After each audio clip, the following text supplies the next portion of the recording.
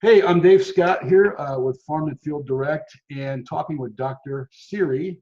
And I kind of wanted to bring her in and talk about the health benefits of buying local, buying direct, and kind of get her take on some of the medical benefits, the health benefits. Now, quick disclaimer, nothing in this video should be deemed as personal medical advice.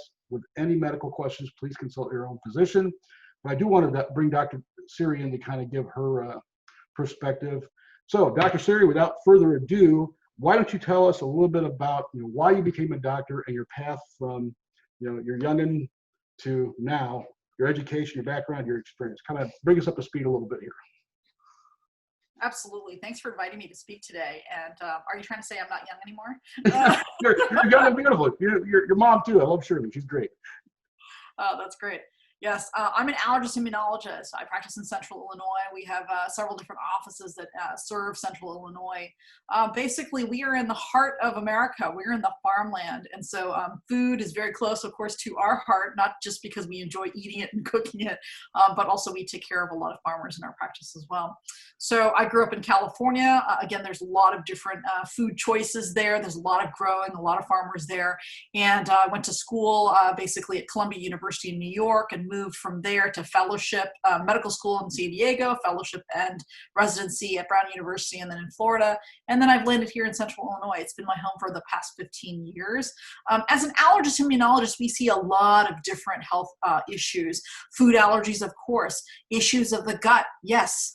Immune problems where the people's immune systems are not working quite well, recurrent infections, and all the things that you're talking about in terms of bringing local foods to patients, consumers is fantastic. What a great idea. I think there are so many health benefits of basically buying local, eating local, and this will just inevitably help people boost their immune systems. Sorry about that. I knew there was something was going to happen that was going to knock me off track here. I tried to lock my door, but I forgot to shut off my phone. I apologize for that. So yeah, very educated, sneeze, wheeze, and itch, but you also do, my understanding is clinical research trials for food allergies. Is that correct? Yes, so we have a medical practice called Midwest Allergy Sinus Asthma, but we also have a research practice, Sneeze, Wheeze, and Itch Associates, and we do have some food-related research, mostly in terms of those with food allergies and trying to figure out how to desensitize them and make them not allergic anymore. But certainly we do all realms of basically medical practice and research. Okay, and so where do I go to get more information about your practice, medical research, things like that? We have a website. It's www.asthma2.com, ASTHMA, the number 2.com. That's our website for our practice, and there's also a link to our research facility. We aren't specifically doing any what we call primary prevention, which means if you eat certain foods, is that going to prevent health and disease? It's mostly in terms of the treatment aspect. But in terms of your what you do and helping patients and clients and consumers connect with local foods, I mean, that is probably the best way to prevent health problems, to prevent food allergies, to prevent health and disease. And even if you already have problems with your gut, which we call dysbiosis, the bacteria not growing right, problems with food allergies and intolerances, one of the best ways is to think about the foods you eat. Think about where it comes from. How long has it been on the shelf?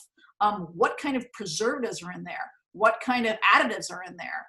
What kind of hormones and antibiotics are used in that food? And the benefits, as you know, because you created the website, of taking local foods is that, yes, it's locally sourced, it's fresher, it's generally more nutritious, they generally have less antibiotics and hormones used. And who would prefer to eat a delicious tomato that's nearby, that's been locally grown, versus a tomato that's been traveling hundreds of miles and ripened by gas on a truck? I can't think of anybody. I didn't even think about that. I've never smelled my tomatoes, but I've never smelled that. Absolutely. I'm already smelling my tomatoes now every time I go to the grocery store. Or the fact that orange juice has been sitting for 6 months to 12 months in a vat somewhere, with additives in it, as opposed to something that's, locally grown, oranges that are, coming straight from the tree. So really, there are so many health benefits. Besides which, these food groups, meats, vegetables, dairy products that are grown around us, those are whole foods, fresh foods foods that are complex and part of what should be eaten, as opposed to preserved foods and foods that come out of packages. So overall, people will feel healthier. They'll probably ingest less calories. They'll probably have better vitamins and minerals in them that actually really do help boost the immune system. And just as a side, I think that we've had conversations about things like honey. Funny enough, in our office, we actually sell a local honey in our office from one of the honey guys. And so obviously we don't profit from it. We just sell it as an opportunity for patients to get local honey from the local farmer. And so honey does help. It does have some bee pollen in it. And of course, that pollen that comes from flowers that the honey is being, so the bees are basically pollinating different flowers, and then they go back home. And so some of those flower pollen are available in that honey. So people who have some plant allergies, and specifically flower allergies, it does help, as you know. And of course, it may also help with certain bacteria that are present actually in honey and other fresh fruits and vegetables. So that helps to colonize the gut with healthy bacteria rather than bad bacteria. Yeah, the other thing I like too I actually spend a lot of time on the farms talking to farmers about their products. And that's one of the things I do like, is because you can actually see the growing process. You can talk to them and ask them questions like, what pesticides are you using? What chemicals or hormones are you using? And that's something you just don't have the opportunity to do when you go into a big box store or a retailer. And so you can actually talk to some of these farmers like Doug over at Heritage Farms in Pekin. I spent a long time talking to him. And you can actually meet the farmers that actually grow it and ask them the questions about how they're raised. And that's a big benefit for me. And like Doug said, is that a lot of this beef that we're getting at the big box stores, it's coming from thousands of miles away. It's refrigerated, it's frozen. A lot of it is coming in from out of the country. And the stuff that you get at the local farmers market is usually coming at most 30 miles from where you're getting it.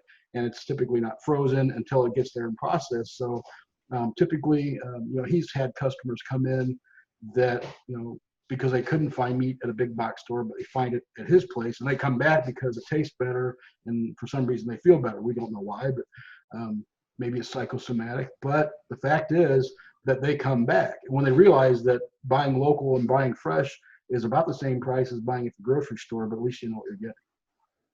Right. I 100% agree with you. And of course, additives and preservatives have to be put into these, foods that are bought at big chain stores, because they do have to travel long ways.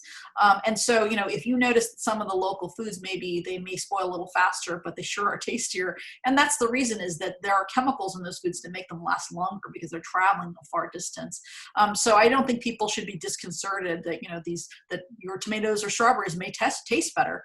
And frankly, they may rot sooner, but that's just an opportunity to eat healthier and eat more quickly and consume these things and buy them, more frequently. And the majority of the world that are not industrialized countries, this is what they do. They buy local foods and they shop frequently. And it's just a much, much healthier way to live. Besides, I think we have discussed the economic benefits. You are supporting small farmers, you're supporting smaller farms, you're supporting jobs and businesses that are smaller and local. Not saying that that going to a big box store doesn't also support the economy, but there are also a lot of sustainable elements to actually supporting local farms. Yeah, and that's as a physician, let's talk about the preservatives and additives. What do you see in your office? Are you seeing allergies, or what is common allergies to preservatives, additives, hormones? What do you see on the physician side of things? Yeah, we are seeing that more and more. I mean, as more things are being put into our foods, as more things are being put into the things that we use, we're definitely seeing more allergies to it. Allergies to preservatives, allergies to colorings, allergies to dyes, antibiotics, which are actually present and prevalent, and even things like toothpaste, which you don't realize are microbials in them. And part of it is that, yes. I got to write this down. I got to find me a toothpaste farmer. Maybe. A toothpaste farmer, yeah. They'll probably just sell you the gross products and you can make your own. Exactly, yeah, probably so. Yeah, but I mean, there's some reasoning why. I mean, it's got to sit on a shelf for a long period of time before the consumer buys it. So we can understand why some of these chemicals are present, but surely all this stuff could be what we call immune disruptors. Kind of like, yes, they have to irradiate meat and kill some bacteria. That could be potentially an immune disruptor. If you're eating irradiated meat. So if these things interrupt our immune system and cause problems, then certainly we can get all of those health issues related to the immune system, which are typically allergies, autoimmune diseases like rheumatoid arthritis, lupus, those kind of autoimmune diseases. You've heard of thyroid disorder, those are all autoimmune diseases. Diabetes, of course, that can be an immune disease as well.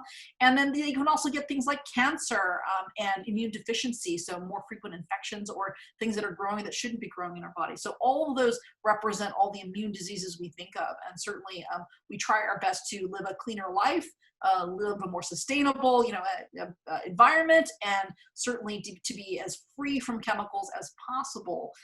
And again, we say as possible because you can't eliminate 100%, but if you know where your food comes from, if you know how far it's traveled, there's more likelihood you'll be able to know those things and reduce or at least eliminate some of those things that interrupt our immune system and live a better, healthier life.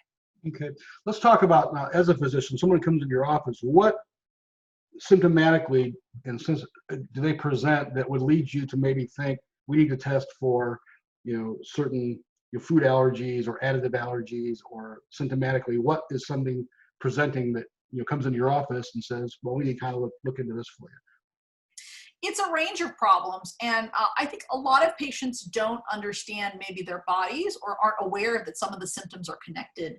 So a person who has digestive issues and are having issues with foods or chemicals in their food, they may not even realize. So there are some foods, if you're having a food allergy, that can provoke sinus problems, even nasal symptoms, runny nose, those kind of things. There are some foods that are known to provoke asthma, as well as some medications that do that, and preservatives.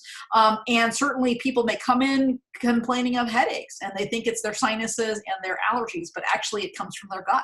They may have chronic sinusitis or sinus infections, but actually when we talk about it, it's actually their acid reflux because they're eating the wrong foods or they're eating something that basically is bothering them. So and then we dig deeper, we talk about the entire system because as allergists and immunologists, we're also medical doctors, generalists first, and we talk about all the systems and ask them what's bothering them. So some of the patients, they have skin rashes. Some of the patients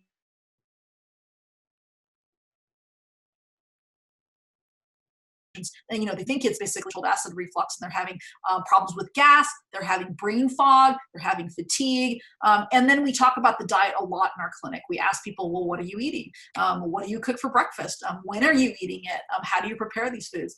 And you'd be surprised, and I think that that's part of that food desert that you've talked about, is that some people maybe there's also a food knowledge gap, because some people don't realize that they shouldn't be eating a lot of processed foods, and they don't realize until we talk about what they're eating that they're eating a very unhealthy diet. There are many patients of ours who come in feeling terrible, and frankly they don't eat any fruits or vegetables. They don't eat food that has not been come out, that doesn't and it's really surprising the proportion of people that don't know what's in their food or don't know what their food is made of. And so I think that this movement of engaging patients into knowing what's in food is really helpful. And so talking about what they're eating is really the first step. Yeah, I think we've become a society of convenience. It's a lot easier to, pop the top or tear open a bag of something than it is to, you unwrap something you bought at the local fresh market. And even in grocery stores, even the big box stores, you'll find a huge produce section. A lot of that is trucked in from California and other places that are far away. There are, like you touched on, I think there is no food shortage in America. We're one of the wealthiest countries, as you know. There's a bit of a processing shortage right now, as some of the processing plants have been idle a little bit. But I think the biggest shortage that you hit on was knowledge. People just don't know. And that's the entire reason why I put this website together, is give people knowledge that there are great healthy options local. And so I'm going to leave you here with this, but I want to make sure that if somebody feels like they have a food allergy or maybe needs to see a medical provider and kind of get tested for food allergies, then how do we get a hold of you? I'm going to leave that link at the bottom of this video here so that they can kind of click through it and talk to you. And thank you so much for sharing your time, expertise, and knowledge and wisdom with us. And like I said, none of this in here is considered, personal medical advice. Please consult your personal physician. But Dr. Siri has given us a lot to think about, and a lot to talk about. So thank you very much for your time. I'll make sure they have a link to you, and we'll take it from there. Thank you so much. Have a great day, and eat fresh, buy local. Thank you. Thank you.